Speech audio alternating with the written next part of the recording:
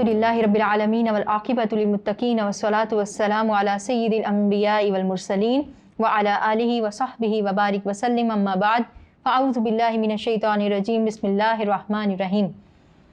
अस्सलामु अलैकुम व रहमतुल्लाहि व बरकातुहू। tutorial.pk की रमज़ान ट्रांसमिशन में रज़िया निसार आपको खुशामदीद कहती है। जैसा कि हम रमज़ानुल मुबारक के हवाले से बहुत सारे मौज़ूआत का मुतालिया करे हैं जिनका ताल्लुक़ बराह रास्त रमज़ान के साथ है, इसी हवाले से आज आपके सामने एक और मौजू को पेश करेंगे जो कि है माह रमज़ान और ज़कात। अब हम देखते हैं कि अगरचे ज़कात का ताल्लुक़ बराह रास्त रमज़ान के साथ नहीं है, लेकिन लोग माह रमज़ान में ज़कात अदा करने को अफजल ख्याल करते हैं और ज़्यादातर लोगों की ये कोशिश होती है कि रमज़ानुल मुबारक में ही ज़कात निकाली जाए। अगरचे रमज़ानुल मुबारक का महीना ज़कात का महीना नहीं है। ज़कात अदा करने की एक शर्त है जो कि है साहब निसाब के पास मौजूद माल पर 1 साल मुकम्मल होना।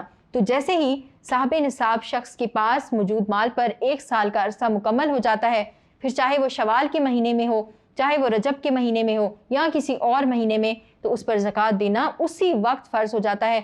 अगर वो डिले करता है, ताख़ीर करता है, तो उसको उसका गुनाह मिलता है।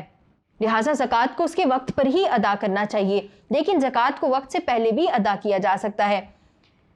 इसकी मिसाल कुछ यूँ है कि अगर किसी शख्स पर शवाल में ज़कात देना फ़र्ज़ है या शवाल के बाद के किसी महीने में ज़कात देना फ़र्ज़ होता है, लेकिन वो इस ख़याल से रमज़ानुल मुबारक में ज़कात अदा करता है कि उसको इस महीने में ज़कात अदा करने का, अल्लाह की राह में ख़र्च करने का सवाब 70 गुना ज़्यादा मिलेगा, तो वो रमज़ानुल मुबारक में ज़कात अदा करता है। इसके साथ ही उम्मत मुस्लिमा ये सोचती है, ये ख़याल करती है कि रमज़ानुल मुबारक में उसके जो मुसलमान भाई हैं वो भी अच्छी तरह से खा पी सकें, अपने दस्तरख्वान को सजा सकें, ईद उल फितर के हवाले से कुछ शॉपिंग कर सकें।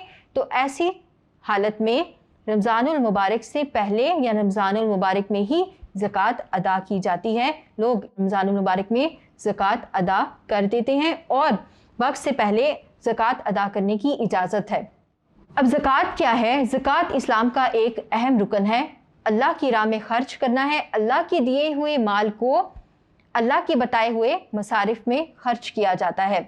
ज़कात आपकी एक माली इबादत है। आप अपना माल मुस्तहिक लोगों में ख़र्च करते हैं और इसके ज़रिए आप अल्लाह की खुशनुदी हासिल करते हैं। जो माल अल्लाह ने आपको दिया है वो सब का सब आपका नहीं है, उसमें अल्लाह ताला ने गरीबों का भी हिस्सा रखा है।